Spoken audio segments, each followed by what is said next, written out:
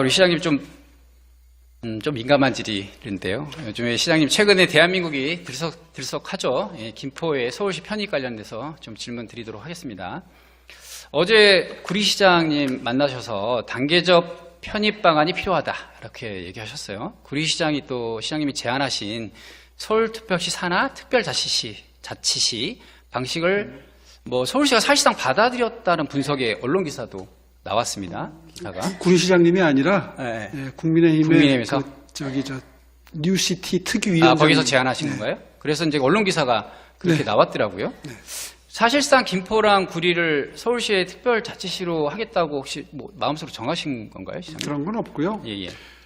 제가 초지일관 이 이슈가 불거져 나온 다음부터 초지일관 했던 얘기는 충분한 시간을 가지고 장단점을 충분히 서울 시민과 그 해당 지자체, 그러니까 이 건의 경우에 이제 김포시나 구리시 같은 시민들이 공유할 수 있는 시간적인 여유를 일단 좀 가져야 되겠다. 네, 맞습니다. 시장님 그렇게 말씀하셨어요. 그다음에 그 기간 동안에 충분히 행정적인, 재정적인 또 여러 가지 생활 편의상의 유불리에 대해서 숙지하실 수 있는 공론화 기간을 충분히 가져야 한다. 네, 맞습니다. 그런 다음에 양시에 그러니까 서울 시민들도 그렇고 해당 지자체도 그렇고 의견이 모아지기를 기다려서 그 의견을 듣고 결정하겠다. 이런 원칙은 변함이 없습니다. 맞습니다. 서울 시민과 김포 시민의 의견이 중요하다라고 보고 시장님이 지난번에 김포시장을 만났을 때 그렇게 얘기하셨어요. 어떻게 얘기하셨냐면 김포시의 서울 편입 과정에서 가장 중요한 것은 시민의 의견으로 김포 시민과 서울 시민 모두의 공감대 형성과 동의를 바탕으로 논의가 진행되어야 한다. 이렇게 하셨거든요. 근데 시민들 대다수가 편입을 반대한다는 여론조사가 많습니다. 보시면 지난 9일에 여론조사기관 엠브레인 등에서 실시한 조사 결과를 보면 서울 시민 70%가 메가서울을 선거용 이슈로 본다고 생각하고 또 다른 각종 여론조사 결과에서도 서울 시민과 경기도민들 60% 이상이 김포시 서울 편입을 반대하고 있다고 합니다. 시민들의 의견과 반대로 좀 가시는 거 아닌가요? 그건 아니죠. 모든 건 변합니다. 네. 특히 정보가 충분치 않은 상태에서 형성된 여론은 얼마든지 변할 여지가 있다고 보고요. 이제 논의의 시작입니다. 그래서 제가 선거 전에 섣부르게 결론 내리는 것보다는 선거 이후까지 좀 꾸준히 충분히 장단점을 논의하자는 말씀을 여러 차례 드렸고요. 진정성을 보이기 위해서 그렇게 제안하신 걸로 지금 언론 보도에서는 봤습니다. 그래서 이제 아마 모든 언론에서 재정적으로는 어디가 유리하다, 불리하다 이런 얘기들이 나오는 시작 단계라고 보고요. 아마 충분히 한 두세 달 논의가 지속되다 보면 그 유불리는 이렇게 해결할 수 있겠구나 하는 논의까지도 다 나올 거고요. 그런 상태에서 형성된 여론이 정말 참조할 만한 여론이라고 생각합니다. 시장님은 이제 결정된 바 없는데 좀 보겠다라고 해서 TF까지 만드시고 하신 거다 이렇게 이해하면 이제 TF 만드는 단계고 연구하기 시작하는 단계니까요. 시장님 약간 서울시는 저는 이렇게 생각합니다. 서울시는 대한민국 좀 전체를 봐야 되는 특수한 자리라고 생각하거든요. 그래서 서울시장님이 되시면 잠재적 대권주자로 보는 것도 그런 좀 의미가 있는 겁니다. 그래서 시장님도 잠재적 대권주자 반열에 올라가 계시잖아요.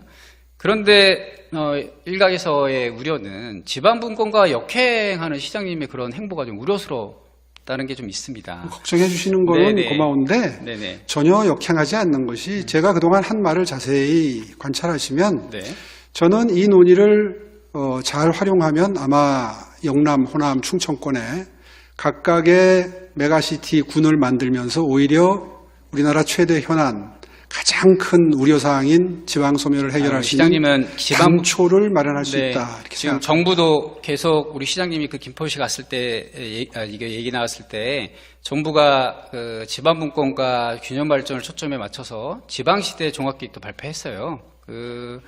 근데 이제 시장님은 지금 그거와 저는 이제 다른 행보 아니냐라고 말씀드리려고 했는데 다른 행보가 아니죠. 정부와 같은 행보다라고 이해하면 될까요? 그럼요. 시장님? 그러면 다르게 한번 좀 질문 드리겠습니다. 그러면 TF가 만들어서 이제 편입 분석을 좀 할 거 아닙니까? 저는 이제 서울시의원이니까 서울시의원 입장에서 김포시에 유리한 걸 떠나서 여쭤보겠습니다. 그러면 지금 현재 서울시에 여러 가지 갈등을 겪고 있는 임시시설들이 있습니다. 쓰레기 매립장, 소각장, 화장장 등 엄청나게 많거든요. 지금 온 곳에서 마포 등등에서 지금 갈등이 심합니다. 김포시에 그런 것도 우리 다 설치하는 것도 포함해서 편집 분석을 하실 그 생각인가요? 점은 제가 분명히 네. 그 선을 그었습니다. 네.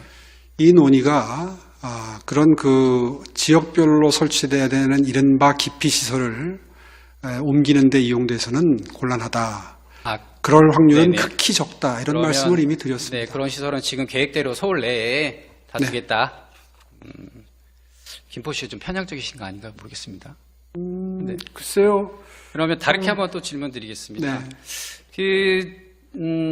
지금 서울시가 한 푼도 내지 않아도 되는 이제 지하철 5호선 연장, 김포시가 그렇게 간절하게 얘기하는, 그게 광역철도에서 이제 도시철도로 바뀌는 거 아닙니까? 서울시 되면?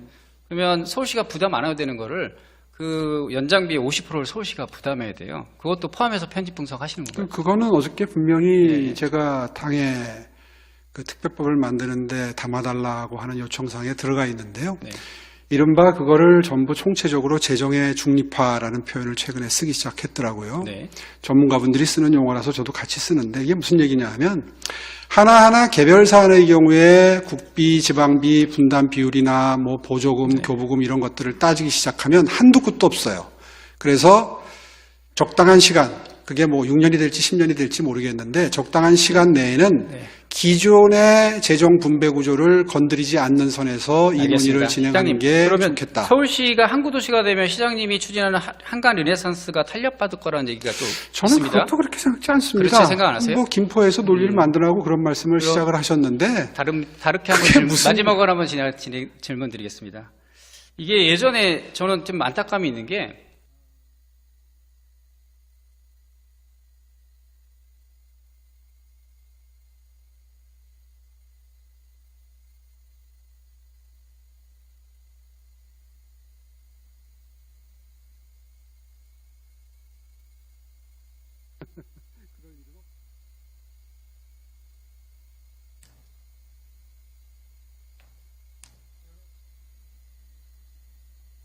자, 서준호 의원님, 질문 시간이 많이 경과되었습니다.